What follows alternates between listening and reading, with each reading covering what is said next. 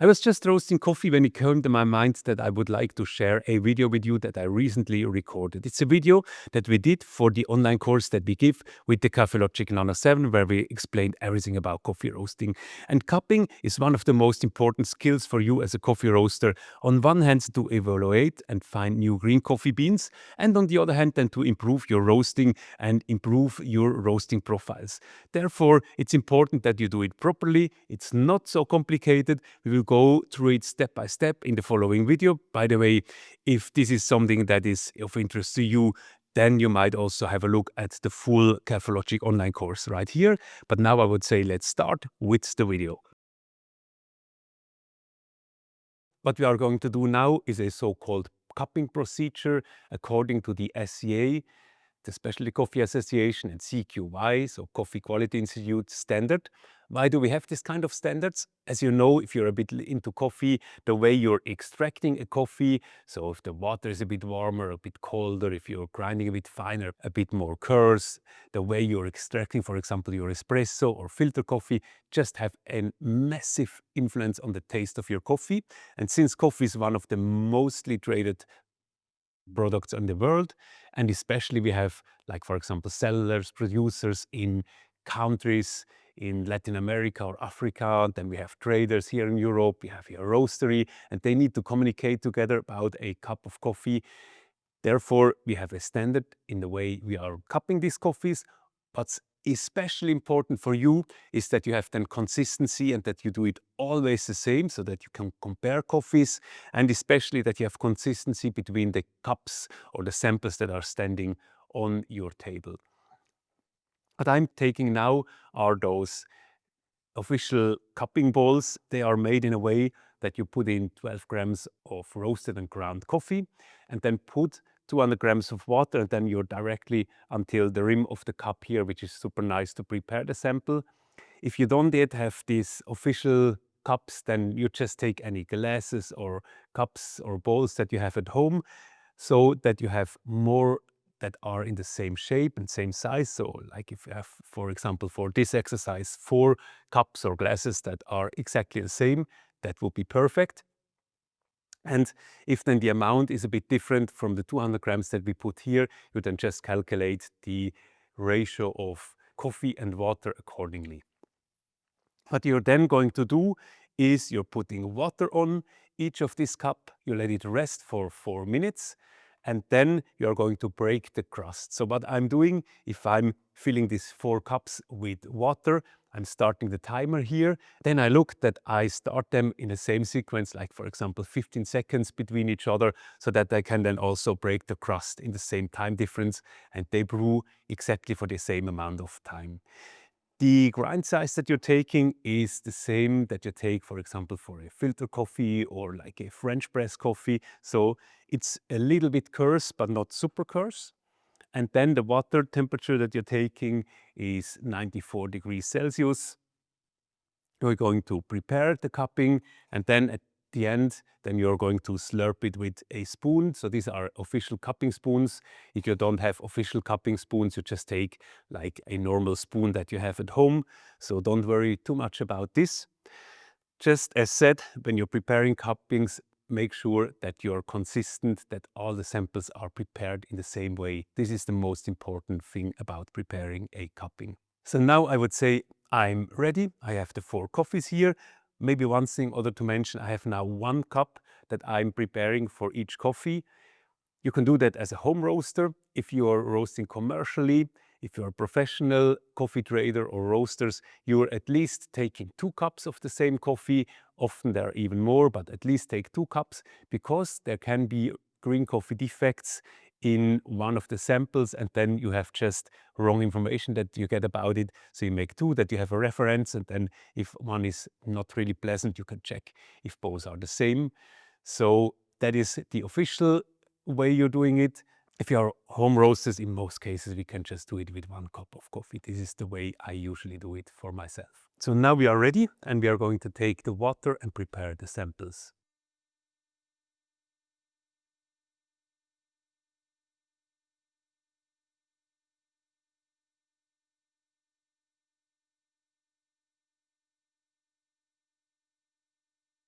When you're preparing the samples, then make sure that all the coffee is then really wet with water so that you have no clumps in it. So you're really moving the water a bit in a way that you're catching all of the coffee. Now you see that there is a little crust on top of the coffee, and I let it rest now for 4 minutes.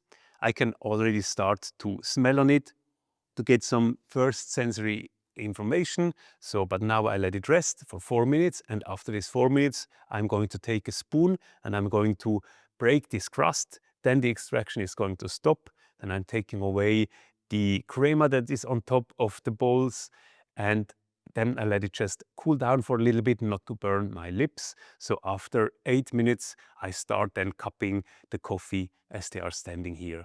Now they have rested for 4 minutes, and now I'm going to break this crust that is on top of the cups, and I'm going to break them in the same sequence or with the same time lag that I have brewed them, so that all of them are extracted in the same amount of time.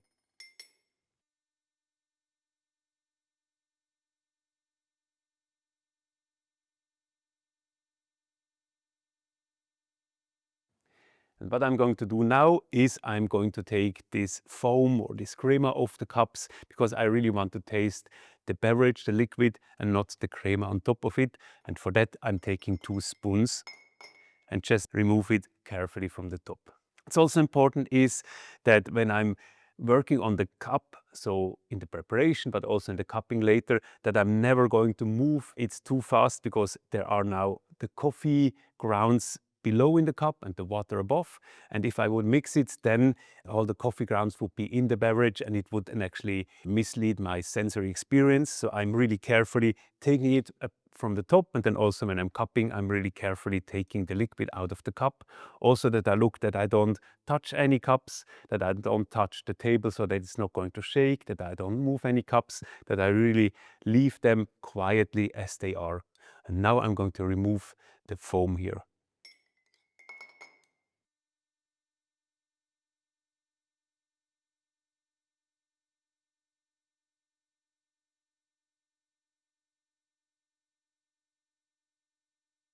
What's important, and maybe you've seen it, I clean the spoons always before going to the next cupping bowl. I do that in the preparation, but also in the cupping itself, not to take any coffee from one cup to the other and then misleading the taste that I have in this cup.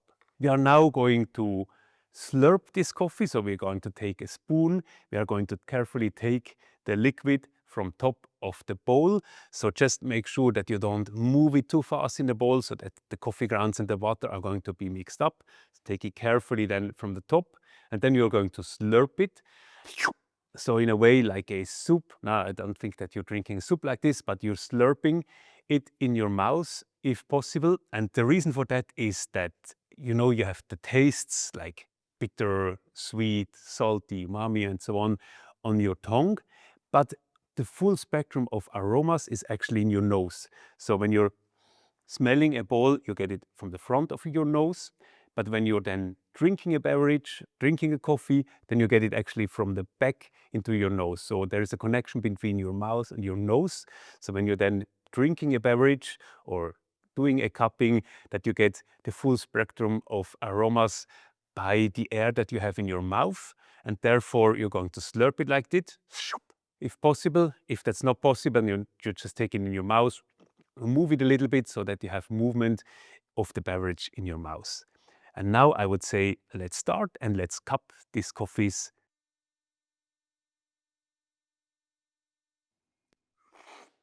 So when you're doing the cupping yourself on your own, then you can just take 1 spoon, make the cupping.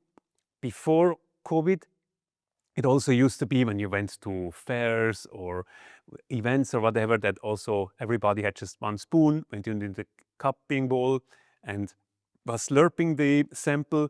Now, since COVID, we have been a little bit more aware of the hygiene. So what people are doing now, usually when you have more people in a cupping, is that, for example, you have 2 spoons, that you take then a clean one for the cup, put it in a second one, and go with the second one to your mouth. So always this one only to your mouth, this one to the cup, so that you reduce the risk that you then kind of give in an infection or something in the bowl.